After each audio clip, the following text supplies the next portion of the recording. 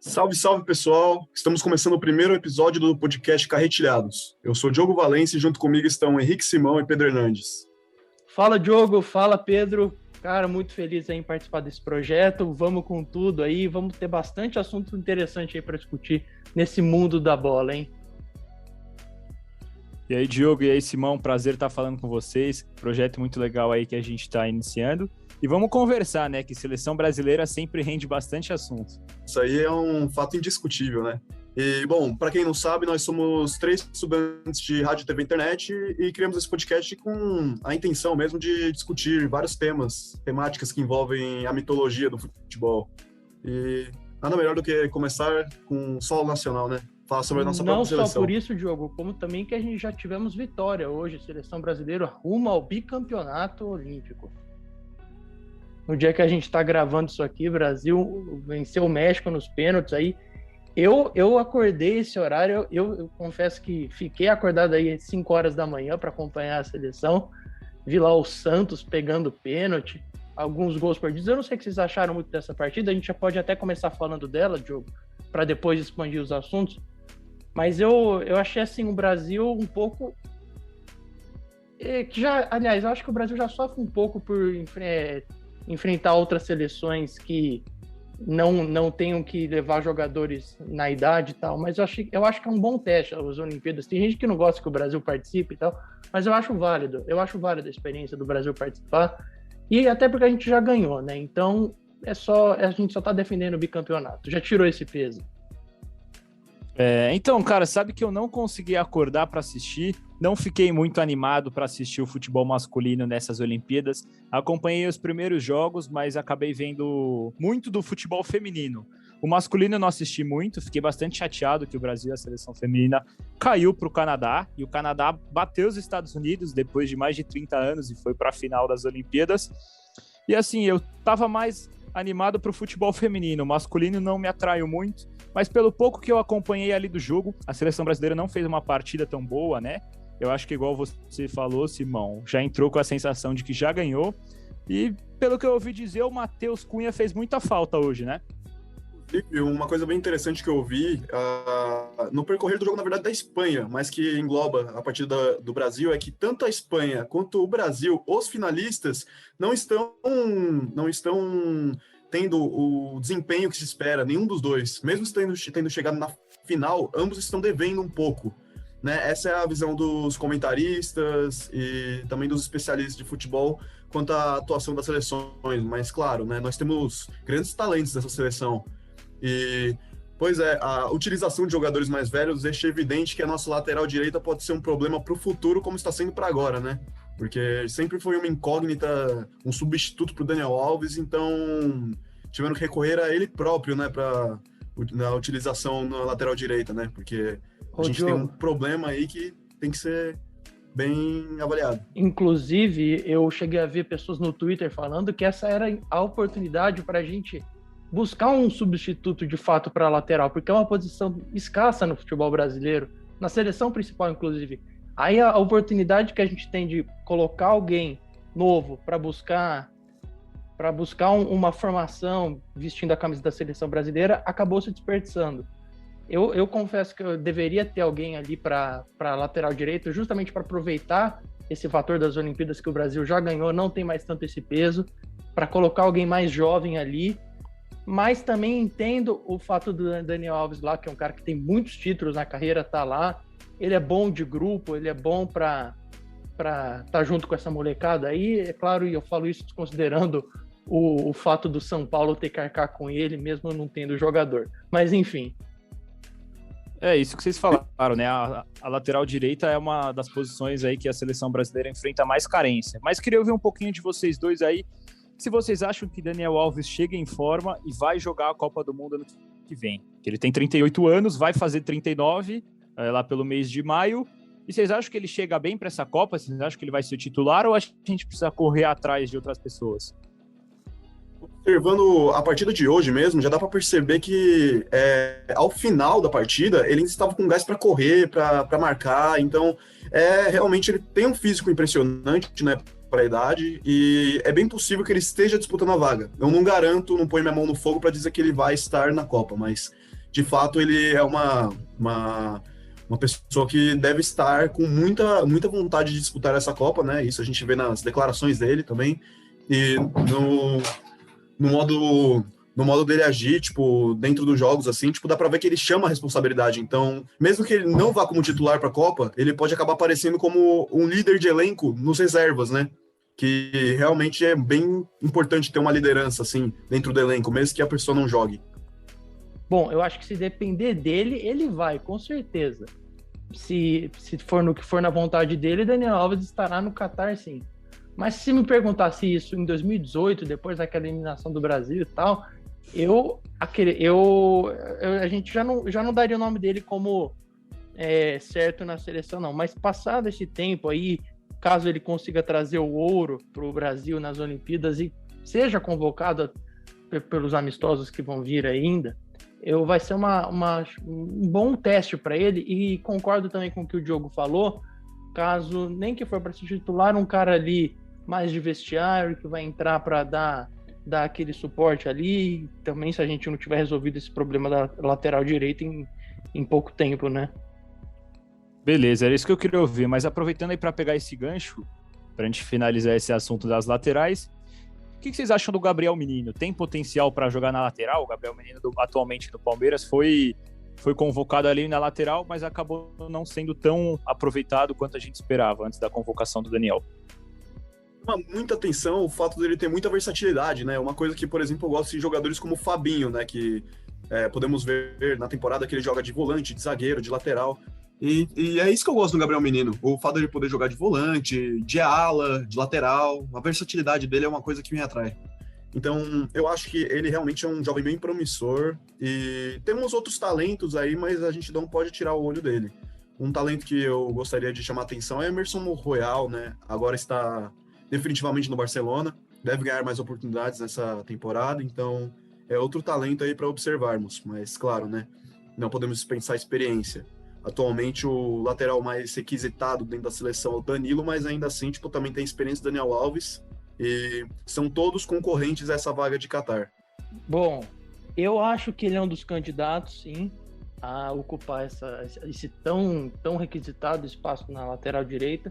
Mas por se tratar de um jogador muito versátil, e caso ele se destaque mais em outras posições, a gente vai acabar continuando com uma escassez no lado direito, aí na lateral direita. A gente precisa de um cara que tenha, acima de tudo, personalidade para dizer, não, eu vou ser o próximo lateral da seleção brasileira, e que seja de fato dessa posição, que seja um lateral por origem, por definição. O Gabriel Menino é um bom nome, jovem, talentoso, já foi convocado pelo Tite, mas não acho que seja assim, eu já posso cravar ele como o próximo lateral do Brasil. O Brasil que teve grandes laterais em seus anos, né? Em seus títulos, enfim. Aproveitando esse tema, né, de, por exemplo, grandes jogadores que passaram pela seleção, né, levando em conta que talvez a gente esteja chegando aos últimos anos de Daniel Alves na seleção brasileira, vocês diriam que o fato da torcida estar muito desgastada com a seleção brasileira está relacionado ao fato de não termos mais grandes ídolos dentro da seleção, grandes jogadores que chamam a responsabilidade ou que têm nomes tão marcantes quanto há épocas atrás? Eu acho que a gente perdeu um pouquinho do brilho dos olhos em torcer para a seleção brasileira. Tem muita gente aí, muitos jovens que não conhecem a história da nossa seleção, e hoje em dia a sensação que me passa é que aquele tanto faz. O Brasil vai jogar, vou ver se eu assisto, vou ver se eu não assisto. Então, por exemplo, entre eu assistir uma partida, não falo por mim, falo por muitas pessoas aí, muitos jovens que eu acabo acompanhando nas redes sociais, que entre assistir um jogo da seleção brasileira e ver um jogo do Real Madrid, por exemplo, vai preferir 1000 vezes assistir um jogo do Real Madrid. Eu acho que a gente tem carência de ídolos aí, igual você falou, a gente não tem grandes nomes, podemos ter grandes jogadores, mas acho que não temos grandes nomes igual a gente tinha no passado, ali 5, 6 peças de altíssimo nível e 5, 6 peças de muito nome. Hoje em dia, sim, a gente foca bastante ali no Neymar, e a gente já percebeu essa carência tendo em vista aí a final da Copa América, né? Que o Neymar fez mais uma vez uma partidaça e a gente acabou perdendo para os argentinos. Aproveitando aí, pegando o gancho, se vocês quiserem entrar nesse assunto do desinteresse da seleção e da final da Copa América. Bom, eu acredito que as pessoas... Eu concordo com o que o Pedro falou, as pessoas preferem assistir o jogo do Real Madrid, o jogo do Barcelona, do PSG, enfim, da Premier League, ao invés da seleção brasileira.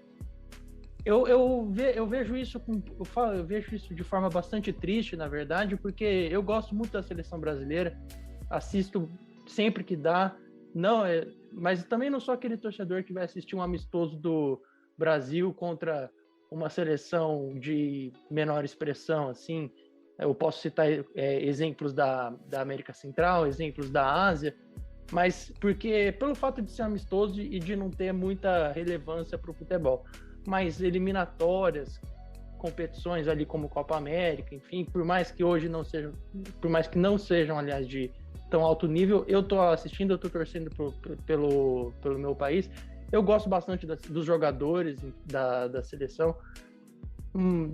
Críticas a respeito do Tite sempre vou ter, de quem é convocado, enfim, mas eu vejo de forma muito triste esse desinteresse que é real, principalmente do pessoal mais jovem, que acaba preferindo assistir os verdadeiros ídolos que estão lá no Real, no Barça, no próprio PSG, e acabam não gostando muito da seleção brasileira.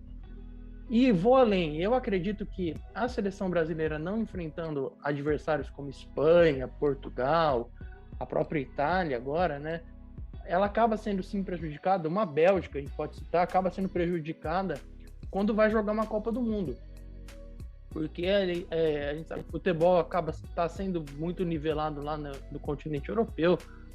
Então, as seleções, os melhores jogadores, eles estão por lá, apesar de terem bons nomes sim aqui na América do Sul, mas o centro hoje é lá. Então, a seleção brasileira não só fica ruim de torcida, mas como também de adversário, e acaba sentindo na Copa.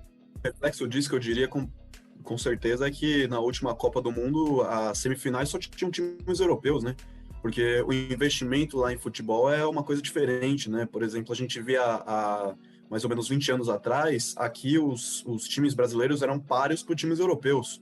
Hoje a gente pensa como um duelo irreal, né? Quando, por exemplo, o Grêmio enfrentou o Real Madrid, a gente viu que o Grêmio ele teve muito empenho para conseguir segurar aquele empate, mas o Real Madrid era em outro nível, e os times europeus atualmente estão em outro nível, né? Teve uma queda de desempenho do futebol brasileiro, que é uma pena, mas talvez se os times segurassem mais as futuras promessas, a gente pudesse fortalecer ainda os nossos times.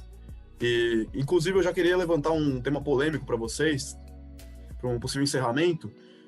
O que vocês acharam da torcida contra o Brasil na final da Copa América? Torcida a favor da Argentina.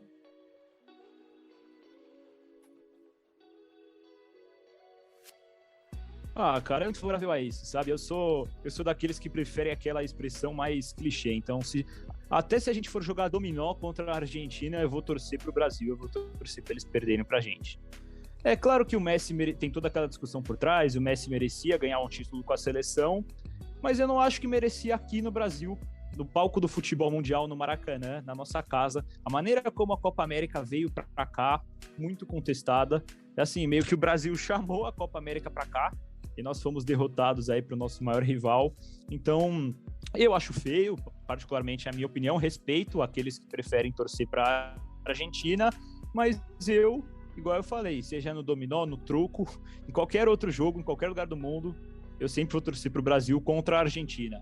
Mesmo aí que eu esteja com muitas mágoas em relação ao país, que não vem ao caso, em relação à nossa situação atual, mas eu acho que não tem como torcer para a Argentina, em hipótese alguma. Assino embaixo. Não entendo, confesso que não entendo o brasileiro que torce para a Argentina, ainda mais numa final no Maracanã, com toda essa questão aí do Neymar e Messi. É claro que assim, a torcida é torcida, tem gente que prefere, mas eu confesso que particularmente não entendo o cara que vai lá e torce para a Argentina numa final, porque é uma rivalidade que acontece há anos aí. é claro, uma rivalidade saudável no futebol, um acaba zoando o outro, então eu acho que assim, se a Argentina vem aqui para ganhar, eu acho que a gente tem que ter essa mesma postura, né? Por parte da torcida também. Eu torço muito pela seleção brasileira e também gostaria até de ler um tweet do gigante Galvão Bueno que diz: ganhar é bom, ganhar da Argentina é muito melhor. Um abraço e vai Brasil. Embaixo, 100%. Ganhar da Argentina é realmente, para mim, uma das coisas mais gratificantes como torcedor da seleção brasileira. Isso, inclusive, me faz lembrar de um vídeo que eu vi do Zagallo falando que ele consegue até entender não torcer para a seleção brasileira, ou até torcer contra a seleção brasileira, claro, com suas ressalvas. Mas torcer para a Argentina contra a seleção brasileira é coisa de maluco. Exato. Mas deixando brincadeiras à parte, eu gostaria de agradecer a participação dos dois e agradecer pela conversa. Foi muito gratificante, sempre muito bom e reflexivo. Bom, valeu aí, Diogo, valeu, Pedro. Eu acho que vai ser muito legal aí nesse projeto que a gente vai começar a fazer os podcasts. A gente vai trazer muito assunto assim. E não poderia ser outro tema, né? Esse para começar, falar da seleção brasileira. Mas no geral é isso. Agradecer o pessoal que está ouvindo aí para apoiar o nosso projeto. E vamos com tudo, carretilhados. É isso aí, pessoal. Obrigado aí pela audiência de todo mundo. Bom dia, boa tarde, boa noite. Seja lá o horário em que vocês forem ouvir isso daí, de madrugada também. Mas agradecer novamente a audiência, os meninos já falaram bastante. E falar para vocês ficarem ligados aqui, que Carretilhados vem forte e a gente vai trazer bastante novidade para vocês. Foi um prazer, pessoal.